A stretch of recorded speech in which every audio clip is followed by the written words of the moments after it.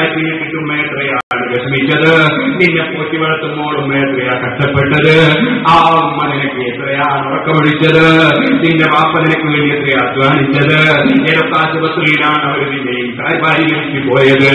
എന്നിട്ട് ആ വാപ്പയുടെയും ഉമ്മയുടെയും യാതൊരു സംതൃപ്തിയും ചിന്തിക്കാതെ ഈ ഒരു പെണ്ണിന്റെ അതേ സംസാരത്തിൽ നീ വലയത്തിൽപ്പെട്ടുപോയി.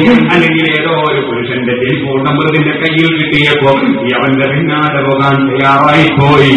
ഇത്ര നന്ദി കെട്ടവരുണ്ടോ, വൃത്തികെട്ടവരുണ്ടോ, ബുദ്ധിയില്ലാത്തവരുണ്ടോ? ഇത്തരത്തിലുള്ള ആൺമക്കളും പെൺകുട്ടികളും വളരുന്നത് കാണുന്നില്ലേ ഉമ്മമാരെ? എന്തേ കാരണമെന്ന് നിങ്ങൾ ചിന്തിച്ചിട്ടുണ്ടോ? പഴയ കാലത്ത് ഇങ്ങനത്തെ സംഭവങ്ങളുണ്ടോ? പാപ്പ പൊരുത്തപ്പെടാത്ത നിക്കാഹ് നടക്കുമോ? അത് അമ്മാവന്റെ ഇഷ്ടമില്ലാത്തത് നടത്താറുണ്ടോ? ഉമ്മാന്റെ പൊരുത്തമില്ലാത്തത് നടക്കാറുണ്ടോ? എവിടെയാ നമുക്ക് തകരാറ് പറ്റിയത്? തകരാറ് പറ്റിയത് അടിസ്ഥാനപരമായ തകരാറാണ്. അള്ളാഹുവിലേക്ക് മനസ്സ് തിരിച്ച് തെക്കുവയോടെ ജീവിക്കേണ്ട ഒരു സമുദായമാണിത്. പക്ഷേ ദിക്റിന് പകരം സിനിമാ പാട്ട്, ദിക്റിന് പകരം ഗാനമേള, സുബ്ഹാനല്ലാഹ്. ഏതെങ്കിലും ഒരു കളിയിങ്ങ വന്നാൽ എല്ലാവരും കളിയുടെ പിന്നാലെ. സുബ്ഹാനല്ലാഹ്. ഇന്ത്യ രാജ്യത്ത് നിന്നൊരൊറ്റ പുരുഷനും കളിക്കുന്നില്ല, ഒരു പെണ്ണും കളിക്കുന്നില്ല. ഏതോ നാട്ടുകാര് കളിക്കുകയാണെങ്കിൽ ഉറക്കമൊഴിച്ചിട്ട് ഇരിക്കുകയല്ലേ കാക്ക, ഇക്കളിയും കണ്ടിരിക്കുകയല്ലേ കാക്ക. എന്നിട്ടോ വിജയം ജർമ്മനിക്കാണോ ഫ്രാൻസിനാണോ? അതേ ഏതോ ഒരു മനുഷ്യനെ ഓരോ ഒരു നാട്ടിന്റെ പേര് മേടിച്ചിട്ട് ആ നാട്ടിന്റെ പേരിൽ തൂങ്ങിച്ചാകാൻ വിവരം കെട്ടവരില്ലേ? അതിനുമതാ സമയം കളയുന്നവരില്ലേ? ചോദിക്കട്ടെ, മഗ്‌രിബിന്റെ ശേഷമുള്ള യാസീനോത്തെവിടെ? വെള്ളിയാഴ്ച രാവിലും പകലിലുമുള്ള അൽക്കഹ്ബോത്തെവിടെ? അതേ ഖുർആനിൽ നിന്നതിന്റെ വരികളല്ലാതെ അവശേഷിക്കുന്നില്ല, ഇസ്ലാമിൽ നിന്നതിന്റെ പേരല്ലാതെ അവശേഷിക്കുന്നില്ല.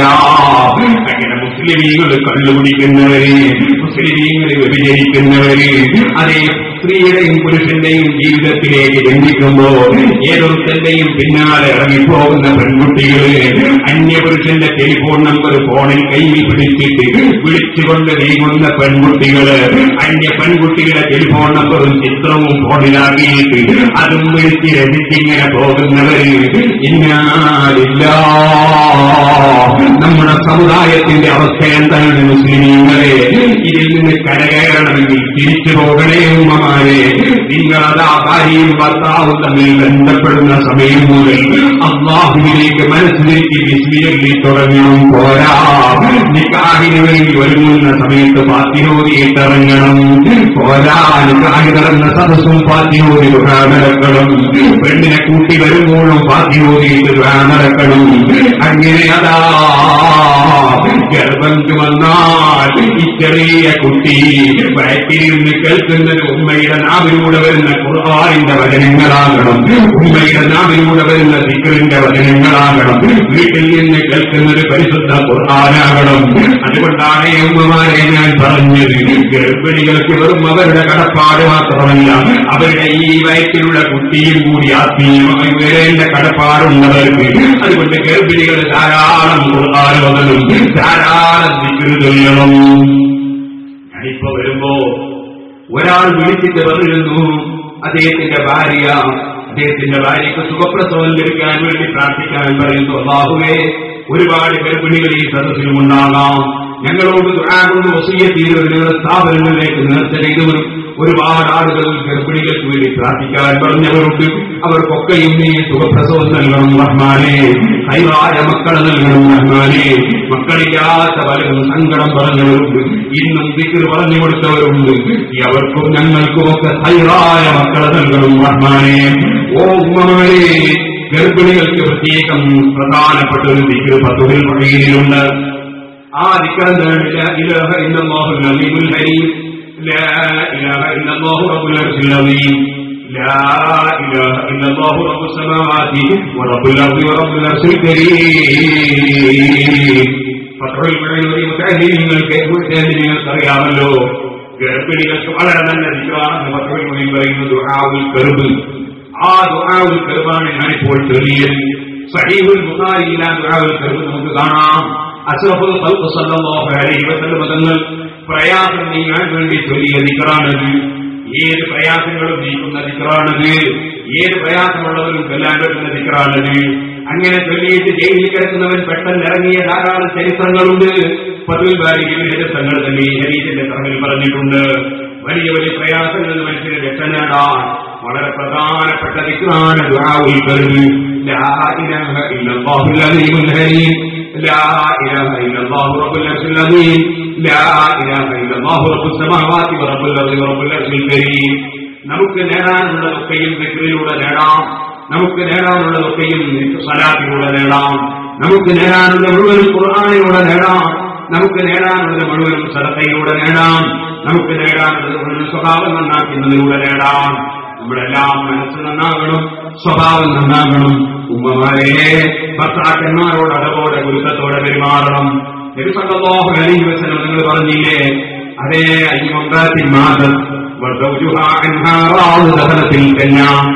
ഭർത്താവിന്റെ പൊരുത്തം കിട്ടി മരിച്ച പെണ്ണ്, ഭർത്താവിന്റെ പൊരുത്തം കിട്ടി മരിച്ച പെണ്ണ് സ്വർഗത്തിൽ കടന്നു കഴിഞ്ഞു. ഭർത്താവിന്റെ പൊരുത്തം വാങ്ങുന്ന ഉമ്മമാരാകണം. സഹോദരന്മാരെ, ഭാര്യമാരെ പീഡിപ്പിക്കരുത്, ഭാര്യമാരെ ആക്രമിക്കരുത്, ഭാര്യമാരെ ശകാരിക്കരുത്, ഭാര്യമാരെ ചീത്ത പറയരുത്, ഭാര്യമാരെ തല്ലരുത്, വേദനിപ്പിക്കരുത്. ലക്ഷദ്വീപിൽ ഞാൻ അടുത്തൊരു ഉദ്യോഗം പ്രസംഗിക്കാൻ പോയി. അവിടെ നിന്നതാ കേൾക്കൊണ്ട് വരുന്നു. ഫോൺ വന്നത് എവിടെ നിന്നാണെന്ന് ഞാനിപ്പോ പറയൂല, പറഞ്ഞാൽ ചിലപ്പോ നിങ്ങൾക്ക് വിഷമമാകും. സഹോദരന്മാരെ, ഫോണിൽ എന്താ പറയുന്നത്? ഫോണിൽ പറഞ്ഞത് ഒരു പെണ്ണാണ് വിളിക്കുന്നത്. ആ പെണ്ണ് പറയുന്നത് എന്താണ്? എന്റെ ഭർത്താവിന്റെ ഇടയ്ക്കിടയ്ക്ക് അടിച്ചു വല്ലാതെ വേദനിപ്പിക്കുന്നു സാറേ. ഇടയ്ക്ക് എന്റെ ഭർത്താവ് പറയുന്നത് എന്താണ്? എന്റെ ഭർത്താവ് എന്റെ കൈകൊണ്ട് തന്നെയാണ് നിന്റെ മരണം സാറേ. അതിലേക്ക് പേടിയില്ല, പക്ഷേ വേദന സഹിക്കാൻ കഴിയുന്നില്ല സാറേ. ആ പെണ്ണ് പൊട്ടിക്കരയുകയാണ്. ഞാൻ ചോദിക്കട്ടെ, എങ്ങനെ മനുഷ്യൻ ഇങ്ങനെയായി പോകുന്നത്? ദുർബലയായ പെണ്ണിനെ, നിന്നെ പോലെ ആരോഗ്യമില്ലാത്ത, നിന്നെ പോലെ ശരീരത്തിന് ശക്തിയില്ലാത്ത, നിന്നെ പോലെ മനസ്സിന് കരുത്തില്ലാത്ത ഈ പാവപ്പെട്ട പെണ്ണിനെ അടിക്കാൻ നിനക്ക് എങ്ങനെ ധൈര്യം വരുന്നു സഹോദരാ? നബി സല്ലല്ലാഹു അലൈഹി വസല്ലം തങ്ങൾ സ്ത്രീകളെ ഭാര്യമാരെ അടിക്കുന്ന ഭർത്താക്കന്മാരെ ഗൗരവത്തോടെ താക്കീത് ചെയ്തുകൊണ്ട് നബി സല്ലല്ലാഹു അലൈഹി വസല്ലം തങ്ങൾ ചോദിച്ചില്ലേ, നിനക്ക് ഉടുപ്പില്ലടോ, നിനക്ക് ലജ്ജയില്ലടോ, നിനക്ക് നാണമില്ലടോ? പകൽ സമയത്ത് ഭാര്യയെ അടിച്ചിട്ട് രാത്രി സമയത്ത് ഭാര്യയുടെ കൂടെ ഒന്നങ്ങി കിടന്നുറങ്ങുന്ന നിനക്ക് നാണമില്ലേ എന്ന് സല്ലല്ലാഹു അലൈഹി വസല്ലം ഗൗരവത്തോടെ ചോദിച്ചത് ഹദീസിന്റെ ഗ്രന്ഥങ്ങളിലില്ലേ? ഓ ചെറുപ്പക്കാരാ, നിനക്ക് തല്ലാനാണോ ഭാര്യ? ഒരിക്കലും തന്നെ ഒരു പെണ്ണിനെയും ഒരു ഭാര്യയെയും നീ തല്ലിപ്പോകരുത്.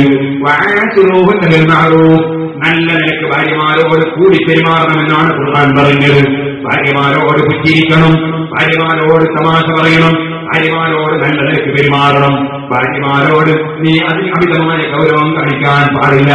ഭാര്യമാർക്ക് സ്നേഹം നൽകണം. ഭാര്യമാരെ നീ ഒരു പ്രതിപക്ഷത്തായി കാണാൻ പാടില്ല. പ്രായത്തിൽ ചില കാരണവന്മാരുണ്ട്, പ്രായം തന്നെ ഉമ്മമാരുണ്ട്. അവർക്കിതാ ചിലപ്പോൾ സാംസ്കാരികമായ ബോധമുണ്ടാവില്ല.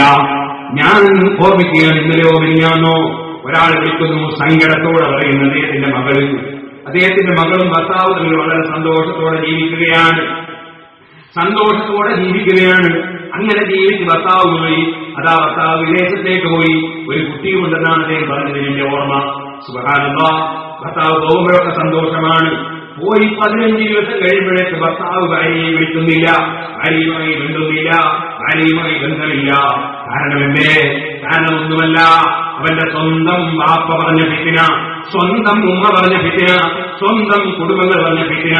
ആ ഫിത്ന വിശ്വസിച്ച് ഭാര്യയെ അവൻ വെറുക്കുകയാണ്. ഞാൻ ചോദിക്കട്ടെ, ആ സഹോദരൻ മുമ്പ് ഒരിക്കലെന്നോട് വന്ന വിഷയം പറഞ്ഞിരുന്നു. ആ പറഞ്ഞതനുസരിച്ച് അന്നദ്ദേഹം തിരിച്ചുപോയി. ഇന്നലെയോ ഞാൻ വിളിച്ച് എന്നോട് അദ്ദേഹം പറഞ്ഞു, സാറേ ഇപ്പോൾ ഒരു വിളി അദ്ദേഹം വിളിച്ചിട്ടുണ്ട്. പുതിയാക്കൾ ഒരു വിളി വിളിച്ചിട്ടെന്താ പറയുന്നത്? നീ എന്റെ വീട്ടിലേക്ക് വരുന്നെങ്കിൽ വന്നോ, പക്ഷെ നിന്റെ ബാപ്പ അങ്ങോട്ട് വരണ്ട, ഒന്നും വരണ്ട, ബാപ്പയും മാനെയും ഒഴിവാക്കി വേണമെങ്കിൽ വന്നോ. ഞാൻ ചോദിക്കുന്നത്, എന്ത് ധിക്കാരമാണ് ചെറുപ്പക്കാരൻ പറഞ്ഞത്? ആ പെൺകുട്ടിക്ക് സ്വന്തം ബാപ്പ ഒഴിവാക്കാൻ പറ്റുമോ? ആ പെൺകുട്ടിക്ക് സ്വന്തം ഉമ്മാനെ ഒഴിവാക്കാൻ പറ്റുമോ? നിന്റെ ബാപ്പക്ക് നിനക്ക് ബഹുമാനമുണ്ടെങ്കിൽ, നിന്റെ ഉമ്മാക്ക് നിനക്ക് ബഹുമാനമുണ്ടെങ്കിൽ, അതുപോലെ ആ പെൺകുട്ടിക്കും ബാപ്പയോട് ബഹുമാനം വേണ്ടേ? ആ ബാപ്പയോട് അത് ഉമ്മയോട് ബഹുമാനം വേണ്ടേ? ആ പെൺകുട്ടിയോട് നിന്റെ ബാപ്പയെ കൈയൊഴിക്കണം, പറയാൻ ധിക്കാരമല്ലേ, തോന്നിവാസമല്ലേ? നിനക്ക് ആരായിരുന്നതോ നിക്കാഹ് ചെയ്യുന്നത്? നിനക്ക് നിക്കാഹ് ചെയ്യുന്ന ആ ബാപ്പയല്ലേ? അൻകഹ്തുകബിന്തി, എന്റെ മകളെ ഞാൻ നിനക്ക് നിക്കാഹ് ചെയ്തു തന്നു. ഇന്ന് ഞാൻ 3 നിക്കാഹിൽ പങ്കെടുക്കുന്ന അല്ലാഹുവേ, എല്ലാ നിക്കാഹുകളിലും നീ ബർക്കത്ത് ചെയ്യണം റഹ്മാനേ. ഞാൻ നിങ്ങളോട് ചോദിക്കട്ടെ, നിക്കാഹ് എന്ന വാക്കിന്റെ അർത്ഥം എന്താണ്? നിക്കാഹ് എന്ന വാക്കിന്റെ അർത്ഥം എന്താണ്? കൂട്ടിച്ചേർത്തു തന്നു എന്നാണ്. അൻകഹ്തുകബിന്തി, എന്റെ മകളെ നിനക്ക് ഞാൻ കൂട്ടിച്ചേർത്തു തന്നു എന്നാണ്. കൂട്ടിച്ചേർത്തു തന്നു എന്ന് പറയുമ്പോൾ ആ പറയുന്നത് നിക്കാഹ, ഞാൻ ആ നിക്കാഹിൽ അവരുടെ നിക്കാഹിൽ സ്വീകരിച്ചു എന്ന് പറഞ്ഞത്. കൂട്ടിച്ചേർത്തു തന്നു എന്നാണ് നീ പറഞ്ഞപ്പോ നീ സ്വീകരിച്ചത്. കൂട്ടിച്ചേർത്താ പിന്നെ 2 2 അല്ലെങ്കിൽ 2 1 കൂട്ടിച്ചേർത്താൽ 2 1 ചായപ്പൊടിയും തിളക്കുന്ന വെള്ളവും പഞ്ചസാരയും പാലും എല്ലാം കൂടി കൂട്ടിച്ചേർത്തതിന്റെ പേരെന്താവാൻ?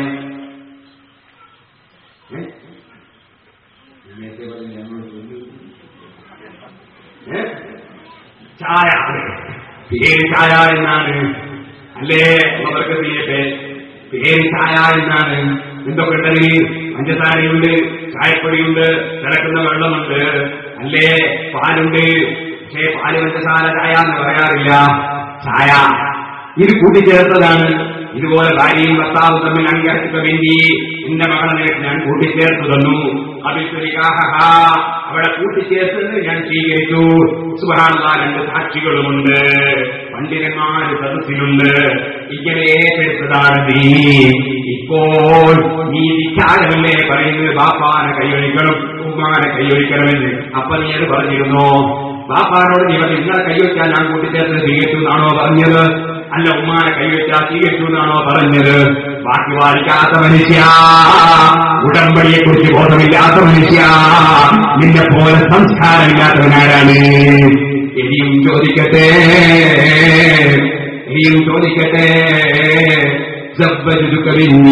അതിന്റെ അർത്ഥം എന്താണ്? എന്റെ മകളെ ഞാൻ നിനക്ക് ഇണയാക്കി തന്നു എന്നല്ലേ അതിന്റെ അർത്ഥം? ഇണ എന്ന് പറഞ്ഞാൽ എന്താണ്? തുണയില്ലെങ്കിൽ പ്രസക്തിയില്ലാത്തത് എന്നല്ലേ? 2 ചെരുപ്പ് ഇണകളാണ്. ഒരു ചെരുപ്പിന് 2000 രൂപ. അതെ, അപ്പൊ എത്ര ചെരുപ്പാ കിട്ടിയത്? 2000 രൂപയ്ക്ക് ഒരു ചെരുപ്പ് വേണമെന്നൊക്കെ എത്ര ചെരുപ്പാ കൊണ്ടുവന്നത്? 2 ചെരുപ്പ്. ഒന്ന് വലത്തിനും ഒന്നിടത്തിനും. കാരണം ഇണയാതുകൊണ്ട് തുണയില്ലെങ്കിൽ നിനക്ക് പ്രസക്തിയില്ല. എന്നാ ഒറ്റ ചെരുപ്പ് 5 രൂപയ്ക്ക് ആരെങ്കിലും വാങ്ങോ? ഒരു കാലത്തെ ചെരുപ്പില്ല. കാരണം ഇണയാകുമ്പോൾ തുണയില്ലാതെ പ്രസക്തിയില്ല. അതുകൊണ്ട് തന്നെ ഭാര്യയും ഭർത്താവുമായി ജീവിക്കുന്ന നീ, നിനക്ക് അവളില്ലെങ്കിൽ നിനക്ക് പ്രസക്തിയില്ല, നീ ഇല്ലെങ്കിൽ അവൾക്കും പ്രസക്തിയില്ല. ഈ ബോധം കാരണവന്മാർക്കും ഉണ്ടാകണം. കല്യാണം കഴിപ്പിക്കും വലിയ ജോറാണ്. കല്യാണം കഴിഞ്ഞാൽ പിന്നെ പെണ്ണിനോട് വെറുപ്പാണ് ചില ഉമ്മമാർക്ക്, ചില കാരണവന്മാർക്ക്.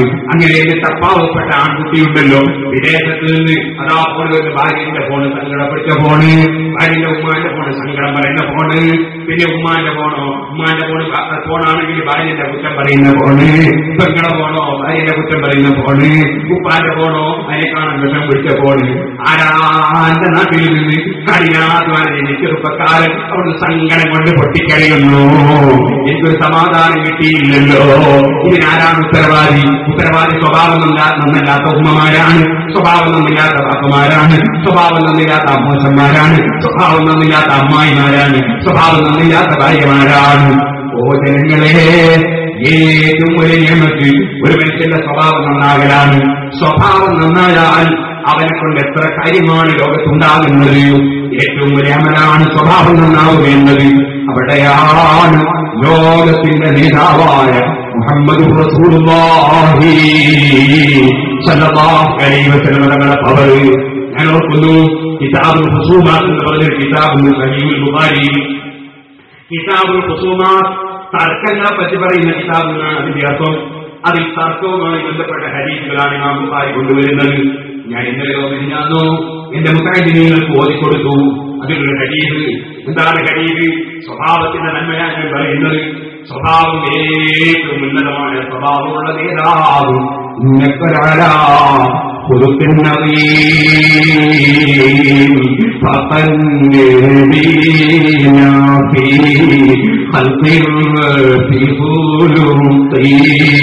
ولم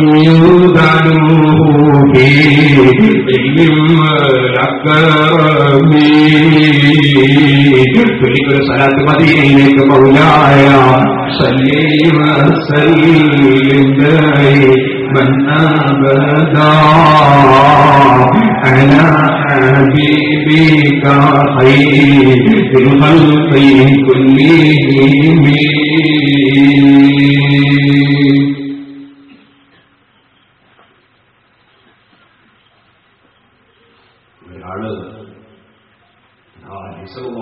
സമീപത്ത് വരുന്നു. യഹൂദിയൻ, മുസ്ലിമല്ല. അല്ലാഹുവിന്റെ റസൂൽ സല്ലല്ലാഹു അലൈഹി വസല്ലം മദീനയിലെ ഭരണാധികാരിയാണ്. മദീന എന്ന രാഷ്ട്രത്തിന്റെ തലവനാണ്. ആ മദീനയിൽ മുസ്ലിങ്ങളും അമുസ്ലിങ്ങളുമായ പൗരന്മാർ സന്തോഷത്തോടെ സൗഹാർദ്ദത്തോടെ ജീവിക്കുകയാണ്. അതാണ് ഇസ്ലാമിക രാഷ്ട്രം. അതാണ് ഇസ്ലാമിക രാഷ്ട്രം. ഇസ്ലാമിൽ തീവ്രവാദവും ഭീകരവാദവും വർഗീയവാദവും ഇല്ലേ?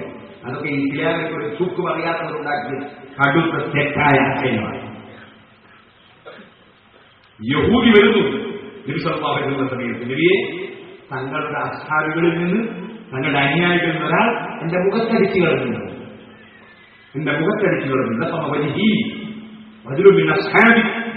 ഒരാൾ എന്റെ മുഖത്തടിച്ചു കളഞ്ഞു.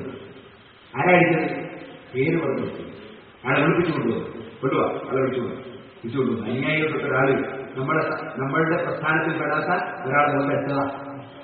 ആ പ്രസ്ഥാനത്തിൽ പെടാത്ത മനുഷ്യൻ ധൈര്യത്തോടെ പ്രതീക്ഷയോടെ നബി സല്ലല്ലാഹു അലൈഹി വസല്ലം അടുക്കൽ വന്നിട്ട് അദ്ദേഹത്തിന്റെ സങ്കടം ബോധിപ്പിക്കുകയാണ്. കേസ് കൊടുക്കുക. ആരെ കോടതിയിലാണ് കേസ് കൊടുക്കുന്നത്? മുഹമ്മദ് റസൂലുള്ളാഹി സ്വല്ലല്ലാഹു അലൈഹി വസല്ലം കോടതി. ആരാ കേസ് കൊടുക്കുന്നത്? യഹൂദിയായി. ആർക്കെതിരെയാ കേസ്? നബി സല്ലല്ലാഹു അലൈഹി വസല്ലം തങ്ങളുടെ അനുയായികൾപ്പെട്ട ഒരാൾക്കെതിരെയാ കേസ് കൊടുക്കും. അവിടെയാ നേതൃത്വം, അവിടെയാ നേതാവ്. നേതാവ് എന്നല്ല, ഏത് എതിരാളിക്കും സമീപിക്കാൻ കഴിയുന്ന നേതാവിനെ, ഏത് എതിരാളിക്കും വന്ന് കാണാൻ പറ്റുന്ന നേതാവിനെ, ഏത് എതിരാളിക്കും അനുകൂലികളെ സംബന്ധിച്ച് പരാതി പറയാൻ കഴിയുന്ന നേതാവിനോട്. അതാണ് നേതാവ്. ഞാൻ നേതാവിനെ അനുകൂലിക്കുക മാത്രം അനുകൂലമായിട്ട് ഇങ്ങനെ പറയാം. അനുകൂലികൾ എന്ത് വേണ്ടാത്ത ചെയ്താലും മൂപ്പരെ ഏറ്റെടുക്കുക, അനുകൂലികൾ എന്ത് വേണ്ടാത്ത ചെയ്താലും അതിനൊക്കെ മൂപ്പരിട്ട് പോലീസ് സ്റ്റേഷനിലേക്ക് ഫോൺ ചെയ്യുക, അനുകൂലികൾ എന്ത് വേണ്ടാത്ത ചെയ്താലും അതിനൊക്കെ അനുഭവിക്കുക. അത് ഇസ്ലാമിന്റെ നേതൃത്വമല്ല. ഇസ്ലാമിന്റെ നേതൃത്വം അനുകൂലിയായ സഹാബി മുഖത്തരിച്ചുകൾ യഹൂദിയുടെ മക്കാഴ്ചകൾ. ബുഖാരിയുടെ ഹദീസാണ് പറയുന്നത്. എന്നിട്ടോ ആ യഹൂദികൾ ആരാണ് അവലാദി പറയുന്നത്? മുഹമ്മദ് റസൂലുള്ളാഹി സ്വല്ലല്ലാഹു അലൈഹി വസല്ലം. തങ്ങൾ അദ്ദേഹത്തെ വിളിപ്പിച്ചു. നീ ഇയാളെ മുഖത്തടിച്ച? അടിച്ചു. അതിനടിച്ച് അതിനെതിരെ ഇയാൾ അങ്ങാടിയിൽ വന്നിട്ട് വല്ലതീ ഫളല മൂസാ അലൽ ആലമീൻ, മൂസാ നബിയെ ലോകത്തുള്ള എല്ലാ ജനങ്ങൾക്കാളും ബഹുമാനിച്ച വണക്കങ്ങൾ തന്നെയാണ് സത്യമുള്ളത്. മൂസാ നബി ലോകത്തുള്ള എല്ലാവരെക്കാളും ബഹുമാനിച്ചത്. ഞാൻ ചോദിച്ചു, അല മുഹമ്മദ് നബിയേക്കാളും ബഹുമാനം മൂസാ നബി ചോദിച്ചു. അയാൾ പറഞ്ഞു അതേ കൊണ്ടുവരട്ടെ, തങ്ങളെക്കാളും ബഹുമാനത്തിന് വന്നു കൊണ്ടുവരട്ടെ. നബി സല്ലല്ലാഹു അലൈഹി വസല്ലം തങ്ങൾ എന്താ ചെയ്തത്? വാസ്തവത്തിൽ യഹൂദി പറഞ്ഞ ആശയം തെറ്റാണ്. നബി സല്ലല്ലാഹു അലൈഹി വസല്ലം തങ്ങളുടെ ബഹുമാനം മൂസാ നബിക്കില്ല. അതേ മൂസാ നബി ജീവിച്ചിട്ടുണ്ടെങ്കിൽ ലൗകാന മൂസാ ഹയ്യൻ അവതിയഹു ഇല്ലത്തിബാഇ ഔ കമാ ഖാല ശഫീഉനാ റസൂലുള്ളാഹി അന സയ്യിദുൽ ആദം. ആദം സന്തതികൾക്ക് മുഴുവൻ നേതാവാണ് ഞാൻ. അതെ, ഞാനാണ് എല്ലാവർക്കും നേതാവ്. എല്ലാവരും എന്റെ കീഴിലാണ്. അത് ആദരവും ദൂരവും സഹചരിവായി അതിന്റെ നിങ്ങൾക്ക് മുഴുവനാളും എന്റെ കൊടുക്കുകയിലാണ്.